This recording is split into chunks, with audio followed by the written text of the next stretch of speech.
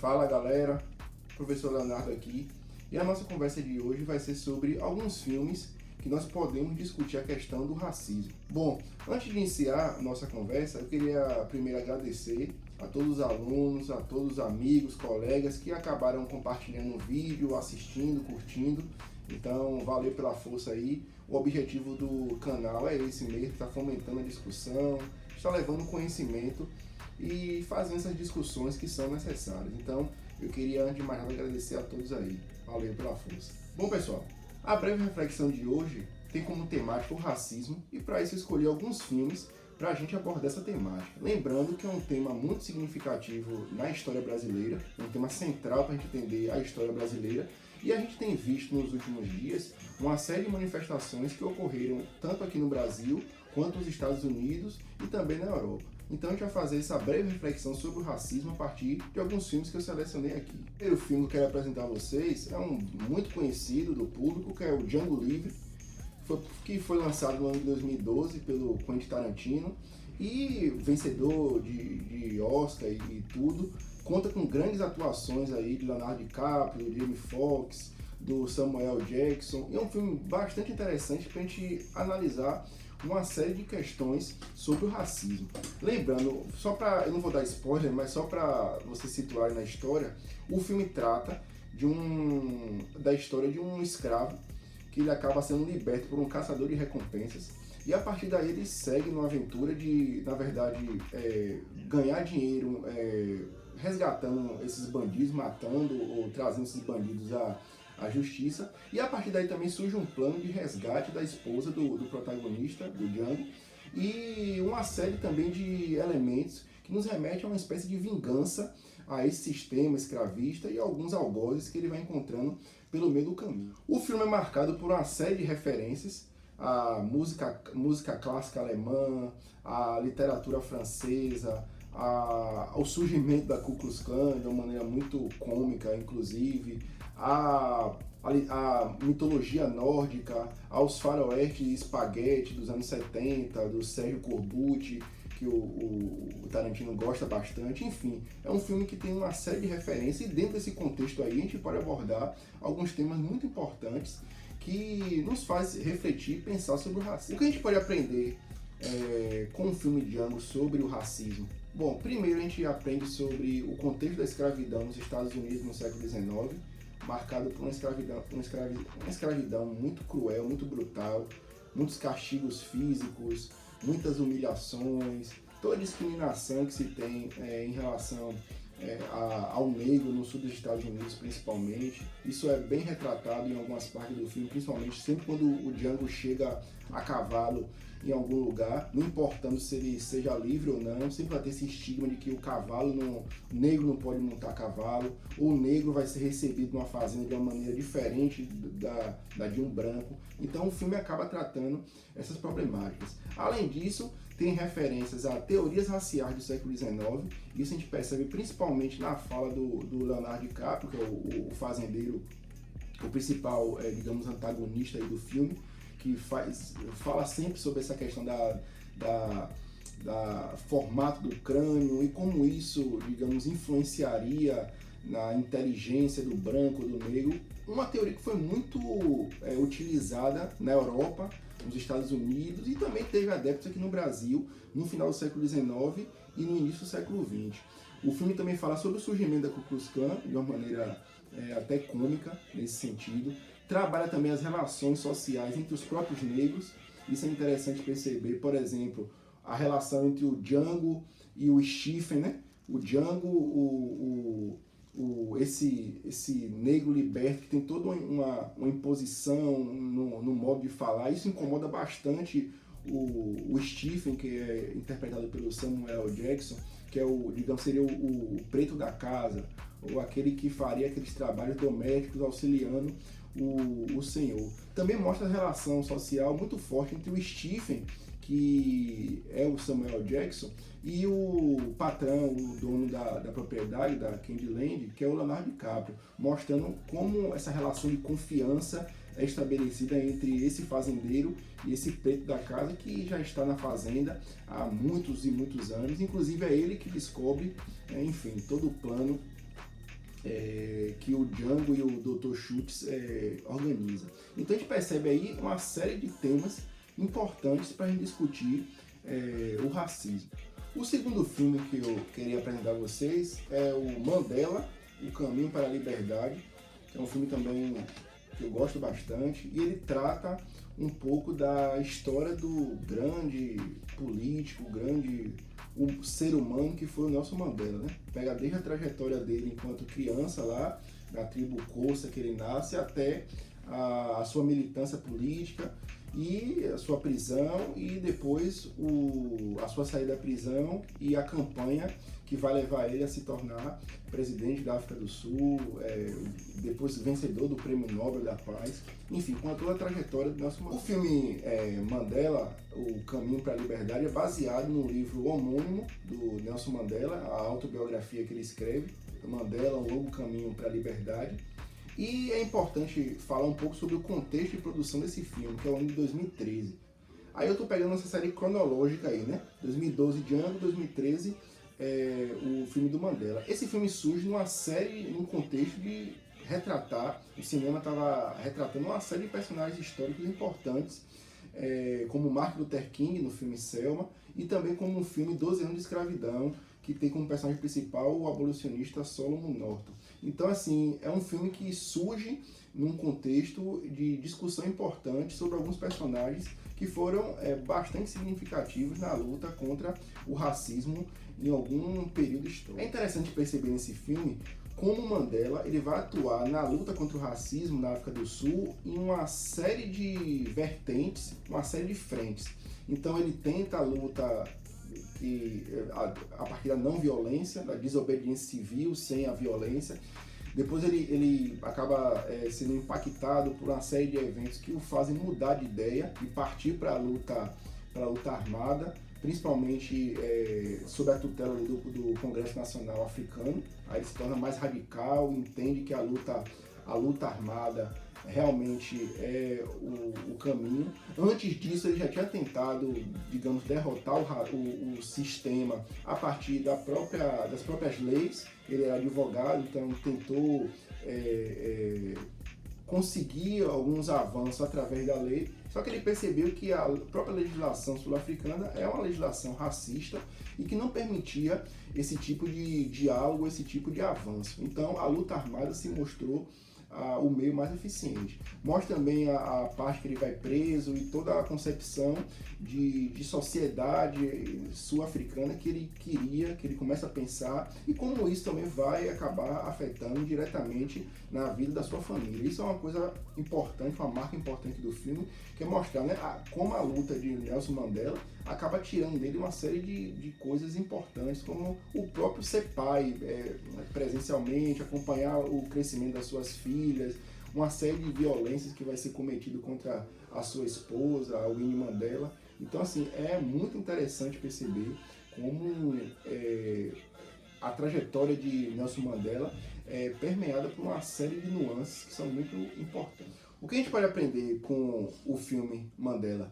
Primeiro, como é que funcionava toda a estrutura do apartheid. Então a gente pega essa história contemporânea da África do Sul, que é muito interessante, é muito importante da gente conhecer, e os vários grupos que lutaram juntamente com o Nelson Mandela, que tinham opinião divergente do Nelson Mandela. Lembrando que esse movimento da luta contra o apartheid não é um movimento que se concentrou somente em Nelson Mandela, apesar dele ser a principal figura. A gente vai perceber os bastidores dos acordos políticos que vão se dar a partir do momento que Nelson Mandela sai da prisão, e, como eu falei a vocês, todas as marcas que a luta política vai deixar no Mandela, né?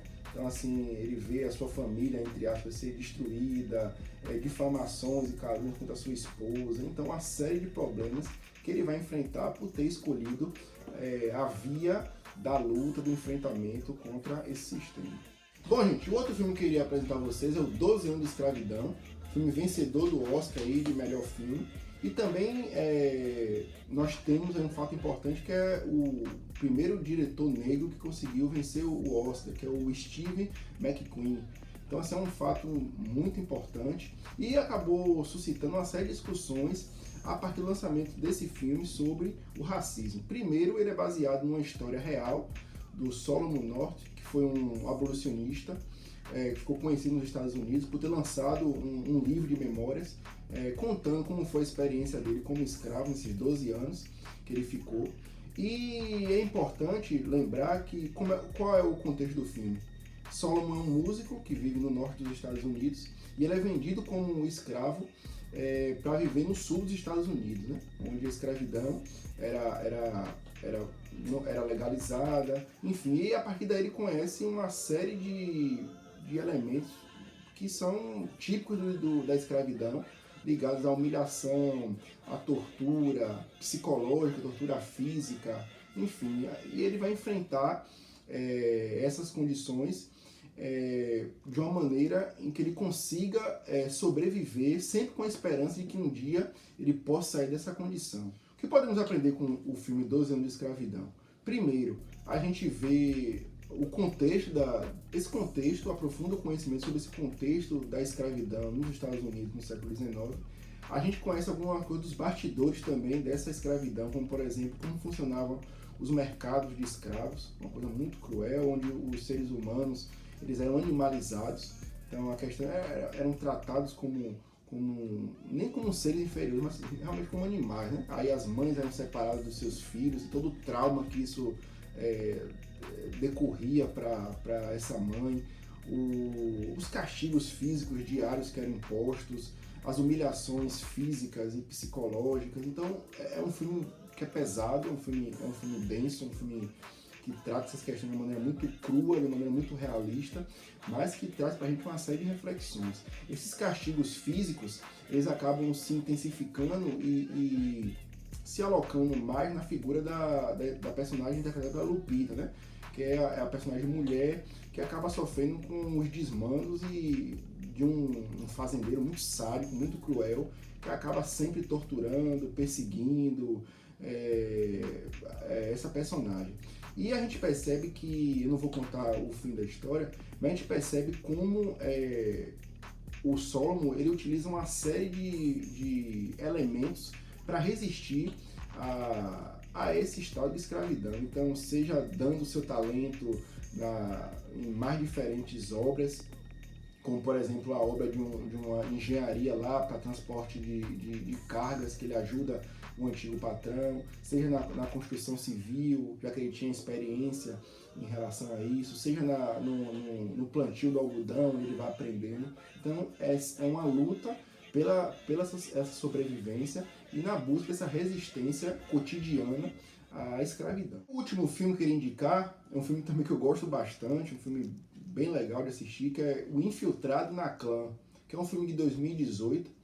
E o filme conta, foi dirigido pelo Spike Lee, que é um diretor muito conhecido, tem obras consideráveis na história da dramaturgia no cinema americano. E a gente vê a história real também de um policial negro que acaba se infiltrando na Ku Klux Klan.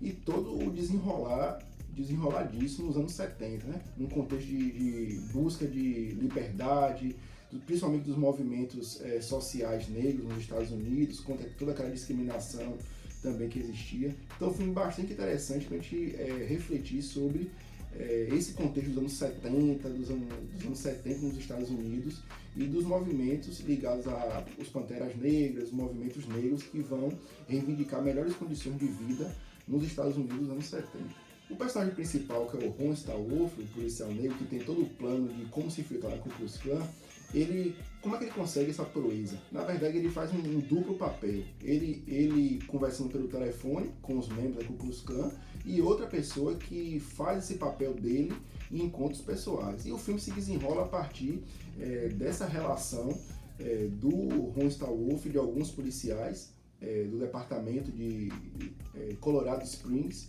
na tentativa de entender quais eram as motivações, o que estava acontecendo ali por trás daquele movimento local da Ku Klux Klan. Inclusive, ele consegue até o contato com o presidente nacional da Ku Klux Klan, que é o David Duke. que é um filme que vale a pena mesmo a gente assistir e compreender como foi que se deu esse contexto da Ku Klux Klan nos anos 60, nos anos 70 nos Estados Unidos. O que a gente pode aprender com esse filme?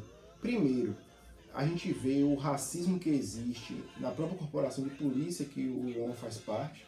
Então, como é uma corporação dominada por brancos, ele vai sempre ouvir piadinhas, sempre tá tendo que se provar, até porque ele foi o primeiro policial negro na delegacia de Colorado Springs.